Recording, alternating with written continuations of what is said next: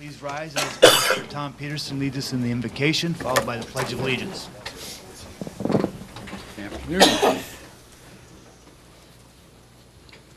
Almighty God, ask that you would bless the public servants in the government of this town, Fergus Falls, that they may do their work in a spirit of wisdom, charity, and justice.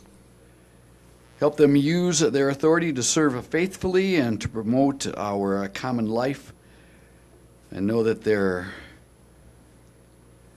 agendas are full. We pray that the discussion today beneficial and productive in coming to resolutions. Guide them. We thank you for all of them. Amen. Amen.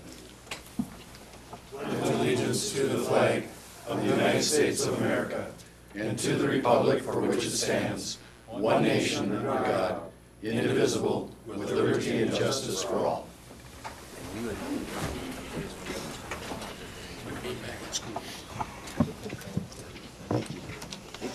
Monday, February 5th, 5:30 p.m., and I will call this meeting of the Fergus Falls City Council to order. Roll call, please. Here. Hicks. Yeah. Effort. Here. Fish. Here. Rachel. Here. Luther. Here. Thompson. Here. Arneson. Here. We have a quorum.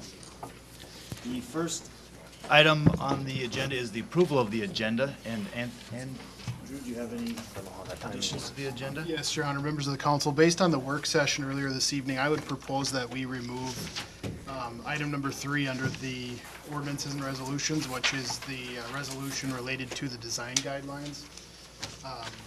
It just didn't seem there was an appetite from the city council's perspective to discuss this further at this time, and I think we just removed that from the agenda.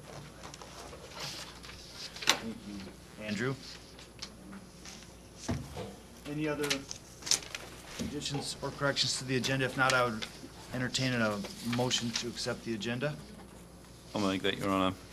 Thank you, Anthony. Thank you, Brent. All in favor of the motion, say aye. Aye. Opposed, same sign. Motion carries. There are no public hearings this evening. Under E, awarding of bids. Item number 1 is a resolution awarding the bid for public improvement 9692, which is Phase 1 of the Regional Treatment Center project. And Yes, Your Honor, I'd like Bruce to... Bruce from give us- Stantec? Yes, so we do on that. Good evening, Mr. Mayor and City Council members. On January 18th, we received sealed bids for the Phase 1 demolition at the Fergus Falls Regional Treatment Center.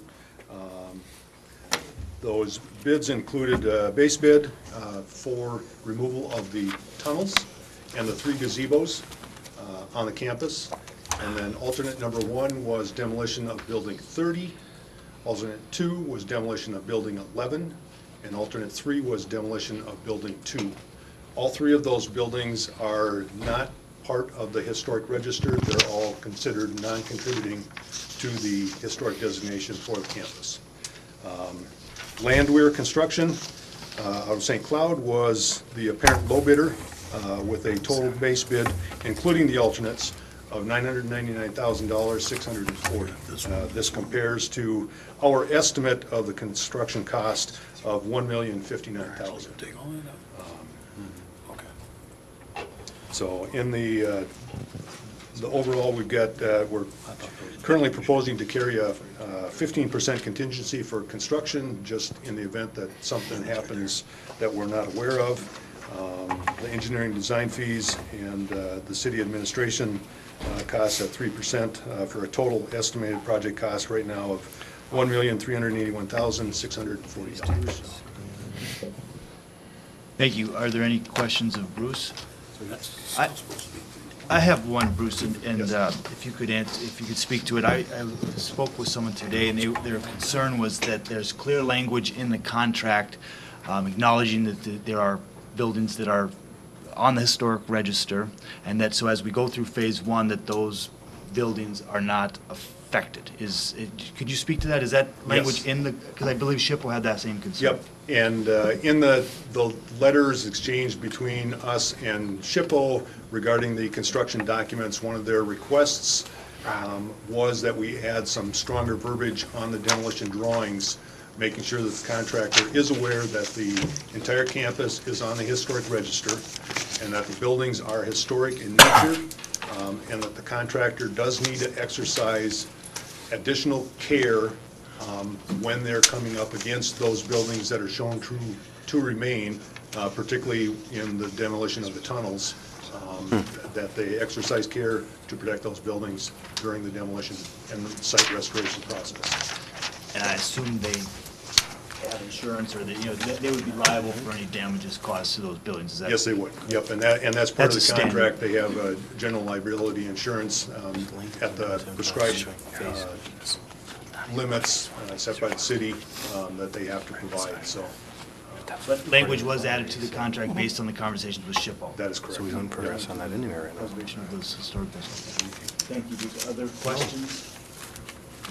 Rod? Just a clarification, and I don't know if this is the point, but there's a lot of, I think there's some misunderstanding on some of the monies we're using for this project, and I wonder if Andrew could say that. I was just about to say that before you pose the question. Your Honor, members of the council, in the 2017 legislative session, we reauthorized $1.99 million, and that's money that remains from the existing grant back in the 2000s when the state handed the property over to the city. And so like I said, we have $1.99 million on hand, and that would be what funds this project. So the funds are on hand, and there would be remaining funds left over after this project was complete. if They're the not board hearing, goes we have a problem with hearing back there some. Can we check with our sound thing? They didn't catch that. forward. Well, I'll try to do better. I am under the weather. That's good. Okay. We currently have $1.99 million on hand from the 2017 legislative session. Those funds were reallocated during the 2017 legislative session. And they're funds that remain from the original grant fund from the state of Minnesota when we acquired the property in the 2000s. This project would be funded from that $1.99 million that we currently have on hand, and there would be funds remaining based on the project cost that Bruce just explained, if we were to award the project.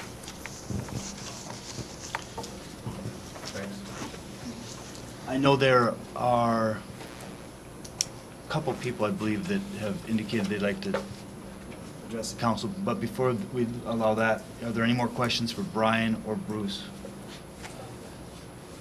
Okay, thank you. One question, Your Honor, but Yes. what would be the anticipated start time, the duration of this?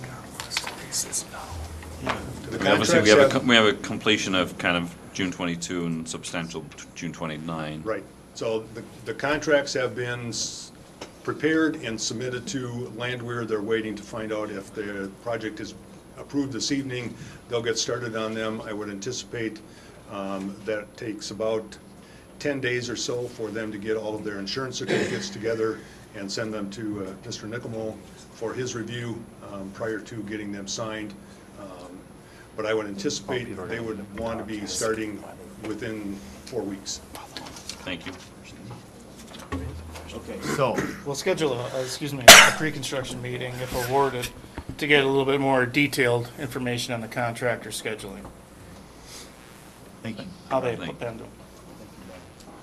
Okay, so, again, just to summarize, just make sure that everyone is on the same page. We're talking about Phase 1, which consists of buildings 2, 11, 3, the 3 gazebos, and the campus tunnels. That's what we're taking action. Building 30. What did I say? 3. 3. I'm sorry, building 30. And so if there are comments from the public, I'd like to welcome them, but I do want to keep it focused on the items that we're discussing this evening. Well, I think we'll have the public comment, and then we'll bring it back to the council if they so choose to offer a resolution. So I'm going to ask Scott Kwame to talk first. I know has some comments he'd like to speak to the council. Thank you, Ben, for the opportunity to speak to you tonight. Thank you, council. There'll be some pictures coming up here on the screen in a moment.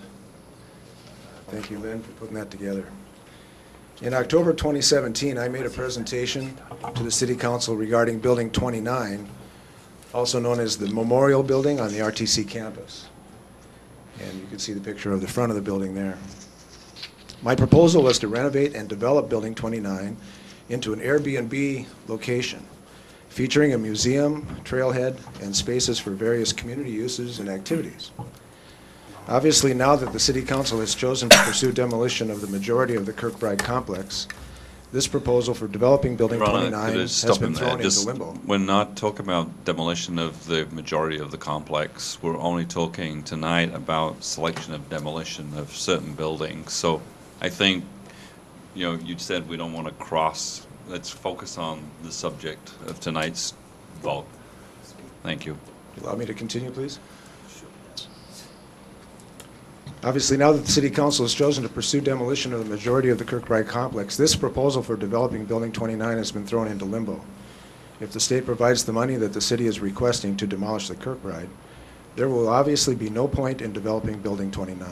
In fact, Building 29 is included in that demolition plan. However, if the state does not provide the demolition funding, the proposal to renovate 29 will obviously again be feasible. I am continuing to work on the plans to renovate Building 29 and would like to request that the City Council help to make this project successful, obviously assuming that the state does not provide the funding for further demolition. So speaking specifically to this Phase 1 demolition question now for you. Today, the contract will be awarded to begin this Phase 1 demolition. Included in this package is the demolition of the network of utility tunnels that remain on the campus. These tunnels are one of the more significant features of the RTC campus. Obviously, they have value historically, architecturally, and practically. While some of the portions of the tunnel network are in poor condition, the section connecting buildings 29 and 27 in an obviously very good condition. This section would obviously be valuable as an attraction connected to the museum in Building 29. The 27-29 link would also provide a practical, functional use in the future when Building 27 is renovated. This 27-29 link is obviously a very small piece of the Phase 1 demolition plan. However, it could play a substantial part in a future development. I'm formally requesting that the City Council take action to add a change order to the Phase 1 demolition contract to preserve the 27-29 tunnel link. See if I can make these pictures move. That's the back of the building. That's an aerial view of the area in question. I'm not sure. And that's Building 29 right there. I can imagine he provided us with this. Map view. And then you can see the area of tunnel that's being discussed with tonight, not including all the rest of these tunnels that go over to the nurse's cottage, across to all that other area. We're just talking about this little piece right here. This is the area above it. There's a skylight right there that's in kind of the L of that map that you saw. This is the view of the skylight from below, toward 27 inside, toward 29 inside. The walls are straight, the ceiling is fine. These are in very good condition, very restorable as far as that goes. And again, there's the map. Just to reiterate, you're asking a change order. For this Phase 1 demolition award contract that's on the table tonight. So just state again what you're asking, the change order you're asking for. Is it just that section of tunnel to be Yeah, to preserve the excluded? section of tunnel indicated in red on the map there, between 29 and 27. Okay, thank you. Only that portion there. Any questions? Anyone have questions for Scott? Mr. Kwame? You go through the thing. Yes, Tom. Is there a group or some kind of entity that's come forward with some kind of financial support for restoration? I've had conversations with individuals that have expressed support for this concept and have told me that they'd be interested in being a part of it. As far as a group in particular, no, I've not had a group say to me, you know, here's some money. If the city would like to do that, I'm open to that possibility. Your Honor.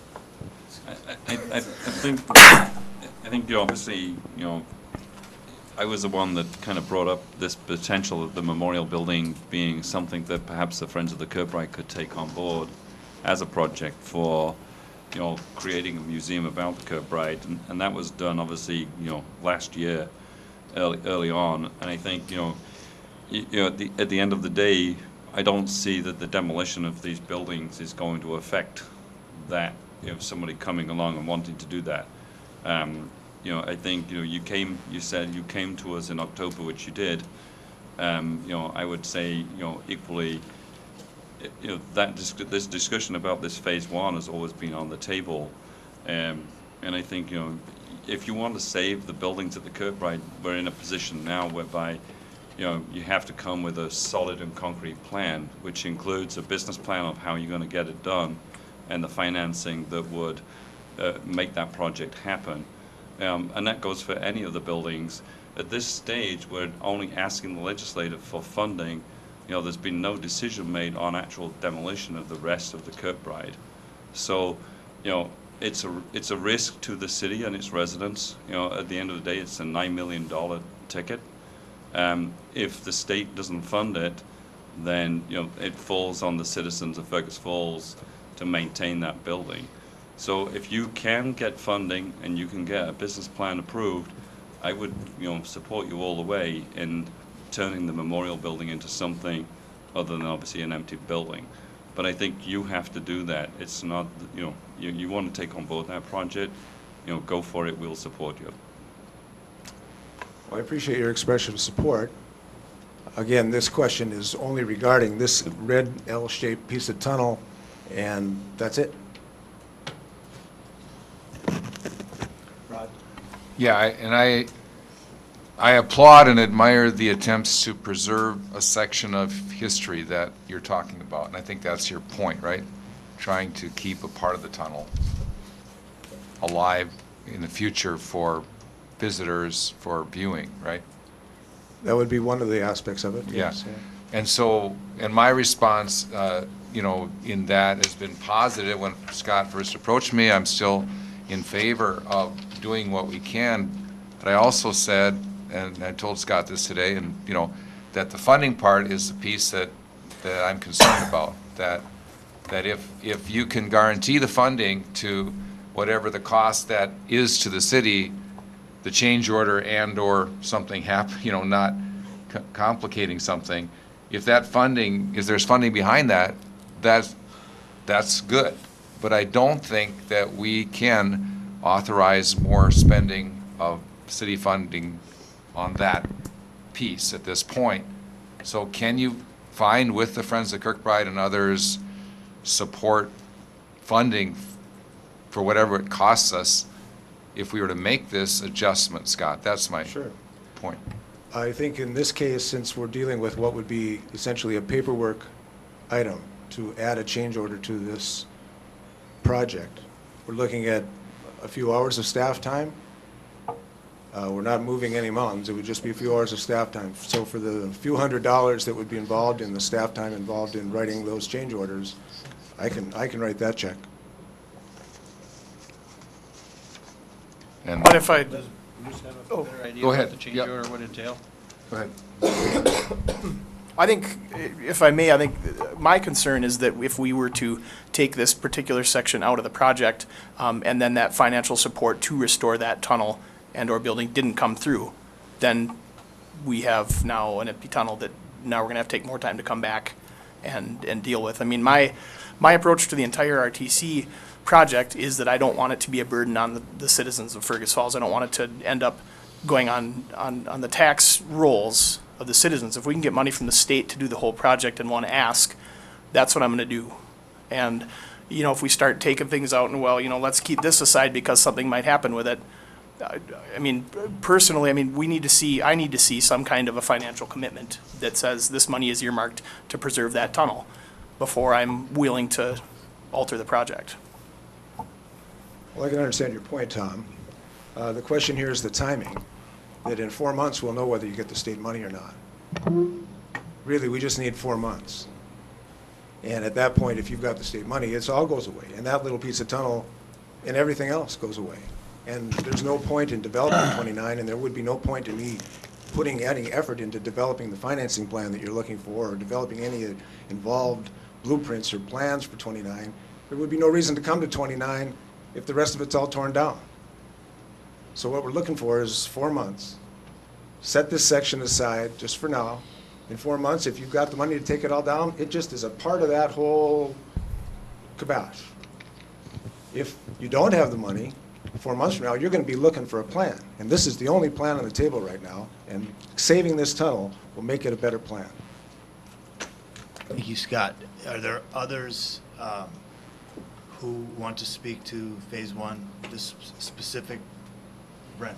The concern I have about changing the plan right now is, in the last, I don't know how many years, the council has went one direction, another direction, to keep going back and forth. Now, we're gonna be walking into the legislature and asking them for $8.9 million. Now, if we turn around and we have a plan, we've had people come down from the state and take a look and do walkarounds, and we're getting some backing on this. Now, if we turn around and all of a sudden at the last minute, okay, we're gonna change this again, now the state's going like, oh crap, what the heck is going on here? So now they're gonna look at it and say, that's also gonna be a hindrance on getting any money from the state, because we're not holding our ground. So we have to be able to hold our ground, otherwise the chances of getting money for the state are gonna be less and less likely. Can I respond to this comment briefly? Sure. I'd like to at least make this statement. As you have been approaching this question of whether to receive, or whether to ask for this amount of money or that amount of money, you've tried to be also saying, but we're open to any other proposal that could come. If they We're come. open, we'll look at any other proposal that will come. Well, they're mutually exclusive. If you're gonna take a proposal to demolish, then looking at a proposal to renovate is ridiculous. And that's exactly the point that you've just made, that you're gonna go to the state and say, give us the money to demolish, and you won't consider a plan on the table. We've been considering a plan on the table for quite some time. We've been going over this for 10 years. I mean, I even ran on the forum that I wanted to listen to one more contractor. And then we listen to one more contractor, and we keep on running into more and more things that make it impossible to do. The people that I've talked to in my ward, they want this done.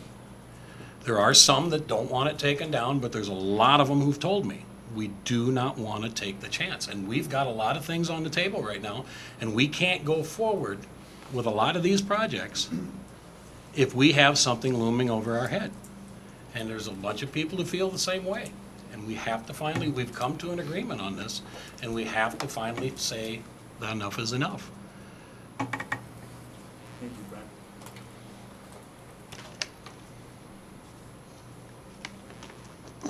Anyone else from the audience want to speak to Phase 1? If not, Your Honor, I'll make the motion, move ahead with the plans to... resolution Yes, a resolution, I'm sorry. for public improvement 9692. Yes, sir. I'll second that, Your Honor. Thank you. Tom? Yes, Rod? Yeah, I just wondered about the proposal, Andrew and our engineer. Is it as simple as it is stated, that we could still ask for the funding without, or does it create such a barrier that it would hurt our funding chances? Mr. Kwame's making a statement that it's quite simple to alter the language of the ask, and I'm wondering, is it that simple? Well, Your Honor, members, I don't know about the ask to the legislature, I can't speak to that, but the change order to the contract would be just a document that would be signed by both parties. Certainly, if we complicate the ask to the state of Minnesota and we are juggling multiple balls, that makes it more difficult, because legislators have 1,000,001 things going on at any given time. But what I will say is, I disagree with what Mr. Kwame's saying regarding those being mutually exclusive, and I say that because there's currently development proposals, or a developer that's communicating with me that's a new development within the last couple weeks. And they understand the situation, they understand the timeline, and they're looking at specific buildings within the campus, and they're very reputable developers, and they're asking the right questions, and they understand exactly what the city's looking at doing it, and it's not scaring them away, so I disagree with that statement. The other thing that I would say is, it was 4 months ago that he approached this council, and the council's direction was to work with the staff to further this proposal. I haven't had any contact regarding this proposal with Mr. Kwame. And at this point, as far as I'm concerned, it's an idea with nothing behind it. And to slow this down for a potential idea that hasn't progressed in 4 months and is now asking for 4 months, I just don't think that's the right step. So, yes, we shouldn't complicate things, and we should move forward. We have a resolution in a second. Any other discussion on the council? We're going to vote on this resolution that we have on the floor, and then if people want to make a comment. Roll call, please. Speedo. Yes. Hicks. Yes. Alpert. Yes. Fish. Yes. Rachel. Yes. Rupert. Yes. Thompson. Yes. Arneson. Yes.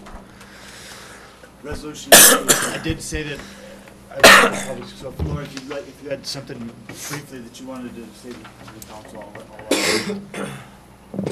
I think we were talking about two different pots of money here. The 1.99 is what's handling this first. Phase 1, is that correct? Correct. The 8.9 that we're going after for whatever you want to call it. Phases 2, decommission. 3, and 4. Yeah, so it's two different pots of money, and it really, the 8.9 isn't going to be affected because we gave on 90 feet of tunnel. And that's, you know, it's a very small amount. You know, how much would that impact the deconstruction costs of the 1 million right now? It's not going to be a big deal. So I guess I would ask that you take a look at that for the 90 feet and figure out what the demolition cost would be, and if we need to come up with funding for that 90 feet separately and cover that, so be it. Thank you, Lori. All right. There is no open forum this evening. On the consent agenda, you have a copy in your packets. F1. Let's do F1. And that is a motion approving the mayor's appointments to city boards and commissions. You have a copy in your packet. I guess I'll just go real quickly over each of the new appointments for this year. Some are reappointments and others are new appointments. But the Airport Advisory, Ron Burt and Jim Lean. Bicycle Pedestrian Advisory Group is Patrick Hollister. And I should mention Jim Lean's a new appointment. And Carol Dudgeon to the BPAC. Board of Zoning, reappointment of Don Lindblom and Mark Stortron. Heritage Preservation Commission, appointments are new appointment Tim Litt and Ed Strand. Human Rights, we're not going to deal with the Human Rights Commission right now. Our city code allows for 5 members. We have, as you see, 8 on there, and we're having discussions about the best way to have that committee be effective. So just for now, I'll come back with something on the human rights. Library, Paul Lundin and Mike Evevold.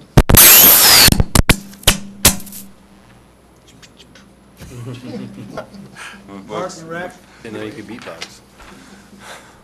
Rick Oden and Kevin Rognus. Kevin's a new appointee. He's been on in the past, but he's a new appointee this year. Planning Commission, Al Krameyer, Jeff Stanislawski, and Laurel, 4. Al Krameyer, Jeff Stanislawski, Laurel Kildy, who's a new appointment, and Ruth Rosengren. Public Arts, John Mearsh, sorry on that last name.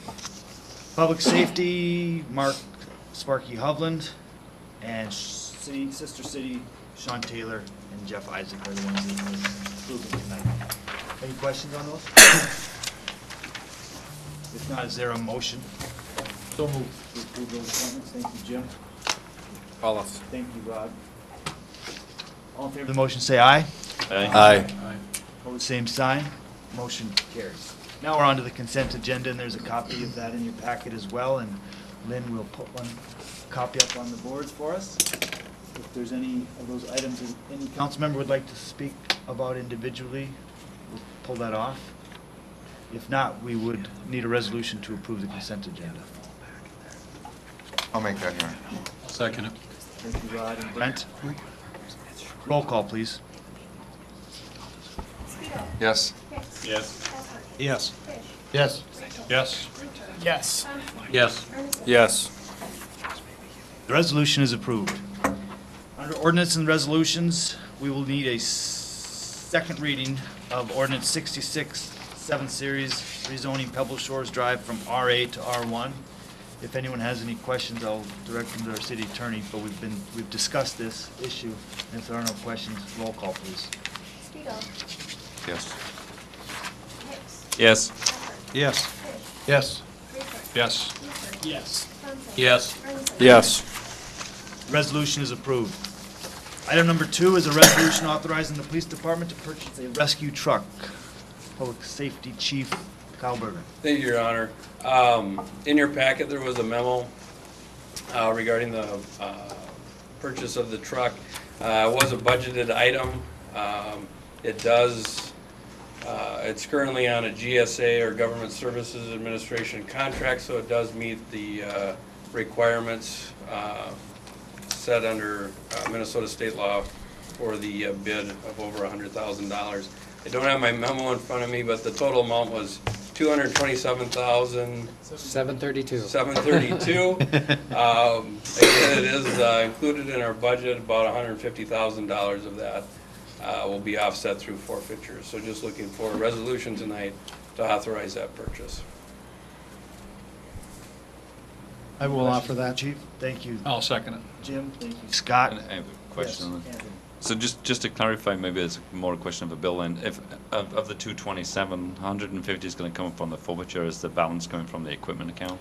Right, from the equipment fund, and in essence, we're purchasing it out of the equipment fund, and then going to be funding some squad cars out of the forfeiture dollars, which are in those budget adjustments you just approved tonight, and we actually have that in the resolution of account.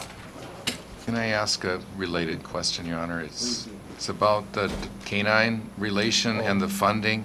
I noticed that there's 150,000 and the 200,000, and then the cost of the truck. And Sure. you know, I've had questions coming Yep. to me about the canine funding long term. Yep, and my apologies, I was going to bring that up as a note. And I will talk about the K-9 program. I believe it's on the agenda for our next committee of the whole meeting, but just to briefly answer Councilmember Speedall's question, our dog Exel was put down, I believe it was December 28th, for some health issues. And the dog was towards the end of its work career. The question had come up publicly about funding for the new dog. There is currently funding not only within our budget, in our capital outlay, we have, it's roughly $12,700 some odd dollars that we have set aside over the years, looking towards the replacement of that dog. We also have what has been referred to as a Friends of the Canine Fund. From time to time, people or different civic organizations will come looking to donate financially specifically for the dog. And you know, currently, again, that account is about $3,600 to $3,800. So in whole, we have anywhere from $15,000 to $16,000 set aside for the purchase of it and training for a new dog. Right now, the decision on moving forward on a dog is not so much financial as it is just a matter of timing. Most of these training schools usually happen in the spring. They fill up very quickly, so it's not a matter of funding, because like I said, the funding is there in two different places. It's more a matter of logistics and timing. So we will and we do look forward to replacing our four-legged friend in the police department. It's just a matter of timing. It'll probably be closer to 2019 than this year. So I have a cat that's pretty tough, if that would be. We've actually talked about that. I even saw a police rabbit the other day in a news article, so yeah, you got to think outside the box. Jim? I have a question. How much is the dog in the training? What does that usually run? You know, a dog is, ballpark about $5,000. The training for the officer and the dog usually runs 10 to 12 weeks. I think we kind of ballpark that number around $7,000. So, you easily have a $12,000, $13,000 investment just in the training and the purchase of the dog. So. All right. Thank you, Chief. You bet. So, We had a resolution. we didn't vote on, we had a resolution on the floor. Any other Yeah. questions or discussion? Roll call, please. Speedall? Yes. Hicks. Yes. Pepper. Yes. Fish. Yes. Rachel. Yes. Rupert. Yes. Thompson. Yes. Ferguson. Yes. Resolution is approved. Item number 3 has been removed from the agenda, so we'll move on to item number 4, which is a resolution, discussion of a resolution initiating public improvement 9767 and public improvement 9768 relating to the amphitheater and the east parking lot improvements of the downtown Riverfront Master Plan study. Brian, would you like to speak to that? Sure. Try to recap what we spent an hour. Yes, thank you, Your Honor, and good evening. Members, before you spoke about the council as a whole meeting here, we took place last Wednesday, and based on conversation that we just recently had here at our staff meeting here at 4 p.m., I think we have some good ideas moving forward with the requested action before you, and that was to initiate request public improvement 9767, the downtown Riverfront Amphitheater Improvement Project, and public improvement 9768, downtown Riverfront Balcony and Parking Lot East improvements. Based on conversations, I'd just like to note that I believe if we have authorization to procure a professional services agreement, I am going to make sure we include additional time for conceptual and looking at and having additional meetings with key stakeholders. That is a huge component of all these projects that we're speaking of before you. So I open it to any questions you may have. Just a couple comments, so, just so we're all clear, because we talked about design standards, parking, and then the public improvements. So this would just simply be initiating the public improvements this time. It would not include parking studies or design standards. That would be acted upon separately, right?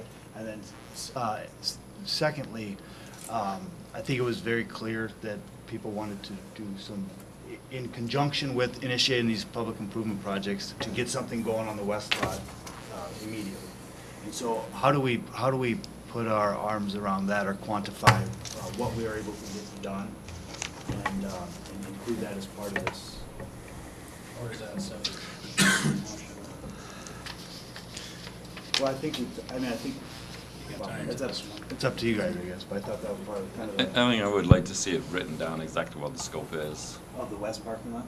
Well, in total. Both. Because I think these two PI projects are kind of, there's two kind of numbers.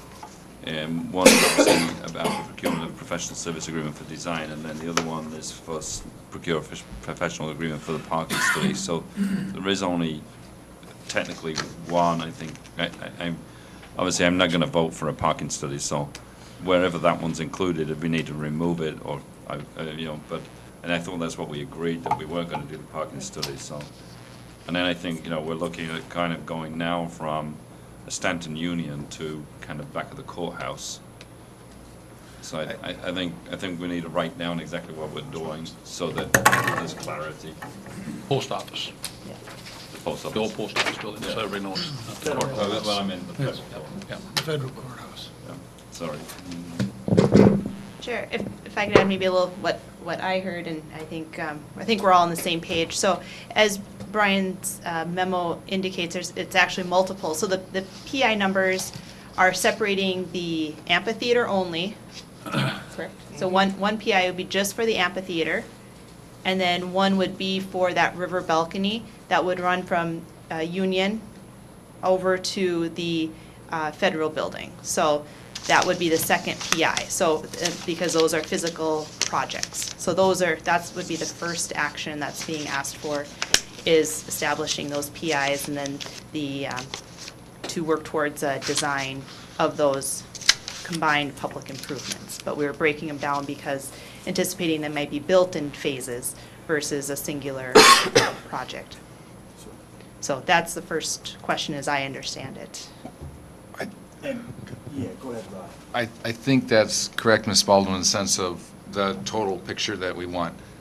I'd also like to note that I think in the discussion, from what I heard, is that the initial, whether it's a motion or a resolution to start on that west lot and have a time frame being ready by Summerfest and having the removal of the stubs, is, to me, is a different animal than the PI here, which either should be a motion or a resolution. I'm asking you all, help me That's what I heard, and I think we need to have that clearly in place first, and then the next thing follows is. Based on a lot of information that we shared, we all shared between 4 and 5, to come back with what's feasible from staff at the next meeting, to say this is what short-term on the west parking lot we can get done, and then also exactly what would entail by initiating these PIs and what the timeline and what the cost would be for the design of them. Because those are the 3 components we talked about, right? Yes, and I think when it comes with initiating the public improvement numbers, there's always the ability, just like every project, to make modifications as far as scoping too as well. But that comes down to getting more into the conceptual design and a lot of other variety of things moving forward. But basically, initiating those public improvements, that helps us for our job costing and everything moving forward. But yeah, based on what I hear, we definitely do, as I mentioned, I think I would highly recommend that we look back at these projects and discuss some more conceptual designs and layouts to refine the plan as it moves forward. And can I ask a question? Can I ask another question? Is the timeline then, if we're saying, beginning with the end in mind, Summerfest wants to be able to use the west lot for some activities that June 7th, 8th, is that a timeline that's workable from the staff perspective as we look at getting this started? That's something I need to take in consideration. That all entails of what type of improvements we're looking to make to the west lot to itself, the level. So I understand the removal of the posts is crucial to setting up a tent or having an event kind of atmosphere. We don't want to reduce the amount of parking, making sure that every business has their parking there. But to remove the posts on the lot by that time and have the surface flat and workable, so there's no debris there. To me, that's the essence of what we talked about for that west lot by that date. Your Honor. Yep. Yes.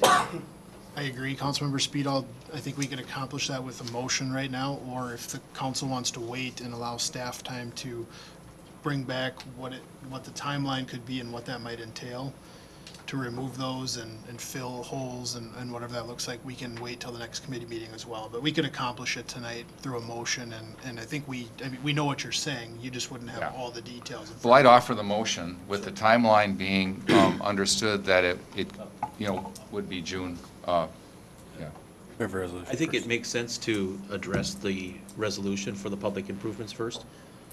And then what you are doing is offering a motion basically directing staff to A, either remove the post, or B, come back with a recommendation on, because I think that's a separate issue from the public improvements. Can we table the resolution until we have the conceptuals, or you're saying we vote it up or down? Or? No, you can. You can table it if you want. I thought that they're separate, though. I mean, that the way I understand it is that these are separate public improvement projects, and then the west lot is another separate issue that you would like to direct staff. But if you want to table these public improvement resolutions, you certainly can.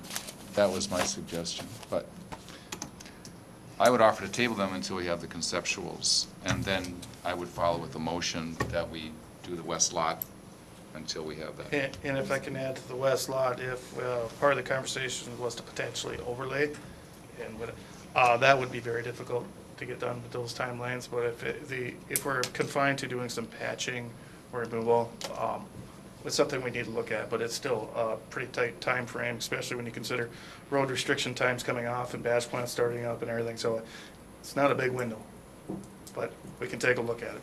Is it possible to use, that's another discussion, but, there is a motion, I have made a in essence, suggestion to he's made table. a motion to table item number 4. It has to be voted up or down. Yeah. There should be a second. Is there a second to the motion? I'll second that. What's the discussion? So are we clear on what, we're not gonna just table this indefinitely, right? Like, there's clear things we're asking for, you're gonna bring back to the next meeting? I have a question. Yes, Bill. I have a question for discussion, because we say about bringing some conceptuals, but don't we have to initiate a project in order to develop conceptuals on that? That's the one thing, maybe that's a Brian question, but I'm a little It would- confused is all. And Bill's precisely right, we generally would, but I guess we would operate, I do have a PI, general folder for some of this, so it's something we would earmark and apply to a project going forward. We can do it in a variety of ways. I think, Ron, it was perhaps not, it wasn't so much conceptual, but as the scope of what the PI is. Okay. Which wouldn't be going out and creating drawings, I think, would be defining the scope of what the PI is, rather than a conceptual drawing of what you're gonna create. Based around our discussion Yeah, today. based I around think our you guys discussion. know what we're looking So for. come back with a that PI scope that has then. a scope that. Okay, that's that's more acceptable. clear to me, so. You got a motion to basically table number 4 to another date to be brought back at the discretion of the city administrator. And a second to that. All in favor of the motion, say aye. Aye. Opposed, same sign, motion carries, okay. Thank you. Now I introduce the motion to address the staff to work on the west lot with the general time frame of Summerfest usage, and then the details to be provided by the staff as, you know, how they, so we know if we can do that, basically, yeah. And hopefully we can keep the same time frame to bring these back, because I do think they play off of each other, just. Right, instead- definitely. So hopefully we can discuss them together, even if they're not physically. Is that enough for you? That kind? Motion to direct staff, is there a second? I'll second that, Your Honor. Thank you, Darren. All in favor of the motion, say aye. Aye. Same sign, motion carries. Tonight, there's presentation of claims in the amount of $1,735,608.83. And if there's any questions, we'll direct those to our finance director, Bill Sonmore. Your Honor? Oh. I'll also make the motion, then you can Okay, take you some can make a off. motion and all that. Resolution, I'm sorry. Thank you. Now you can take whatever you want to take Thank you, off. Jim. Go up Anthony? to the podium now. No, it's not that bad. Well, this way I can look at you and I can talk. My question was obviously like on Bayer Body Shop, when they tow vehicles, obviously there's a variety of charges which, you know, this particular week was significant in the sense that there's almost like $700-800 worth of charges. Does that get, who pays that ultimately? Kyle, I'm gonna turn On Kyle's check. No, we do recoup those costs, so when those people come to reclaim their vehicles if they've been towed or impounded, we charge them an impound fee plus the tow bill. So we budget for that annually. I think our budget's between $7,500 and $9,000 a year is what we figure tow expenses are, but then we receipt back probably the vast majority of those as the people come to reclaim the cars. Right, thank you. And then my second question Ooh, can I pass this off on? was regarding Knutson Lawn Services and the snow removal. And again, it was obviously another bad week. You know, obviously some of them, like one of them is up to $306. Yeah. And again, you know, how do we recoup that cost? Yeah, so if people are in, I'll go up here. It's easier to speak straight on. So if we have the requirement that, you know, snow is removed from the sidewalks or whatnot, and if we have to send crews to go out and do that, then we turn around and bill actual time for that, what it costs for us to do that for them, plus an administration fee on top of that of $40, I believe. And then we bill that to those residents. If they don't pay, it ultimately goes on their taxes in those certifications that we do each fall. So we do recoup that. Thank you, Bill. You are welcome. No more. Anything else? No. Any questions? Roll call, please. Yes. Yes. Yes. Yes. Yes. Yes. Yes. Yes. Resolution is approved. There are no board, committee, and department reports, and there are no reports from staff and administrators' officers this evening. We will be closing to adjourning to a closed meeting to discuss real estate negotiations regarding the dairy property. Before we do that, just a couple announcements. February 14th, week from Wednesday, will be the committee of the whole meeting at 7 a.m. And then February 19th, the city offices were closed in recognition of President's Day. And February 20th is the joint city council and EIC meeting at 4 o'clock, followed by a 5:30 council meeting. Any other announcements? I got one request maybe for the next council meeting. Would it be possible to get a construction update on the library as to know whether we're ahead of schedule? I mean, we've had a pretty good winter from a building point of view. I'd be curious to know if we're, ahead, behind, or, on target. We'll do that at the next committee meeting on the 14th. Thanks. And we do plan on reconvening to an open meeting after the closed session. Yeah, and I was going to ask Kyle's schedule on this, but could we have also sometime a scheduled update on our parking ordinance that we have that it exists downtown? And then an explanation kind of how we might look at that. And I'm thinking with the work on the parking lots, Your Honor, and behind there, that we have a clear understanding of if we have a new set of, guidelines or whatever it is, that it works well for the businesses and for the Summerfest and the other things we're trying to do there. So that's kind of my goal. Maybe it comes along kind of with what we're talking of the bigger picture there. But just want to make sure you're in town and sometime can address that for us. You want to do that at the committee of the whole? Sure. Is that all right? We'll do that at the committee meeting too. Thank you, Your Honor. And then, Your Honor, because we plan to reopen the meeting, if people are wanting to stay or come back, we would open up the lobby for people because it is so cold outside. So if somebody is wanting to sit out the closed portion and come back in, we certainly would allow you and welcome you to sit up in the lobby. With that, we'll adjourn to closed session. We'll turn the lights on in the lobby then, so they're on.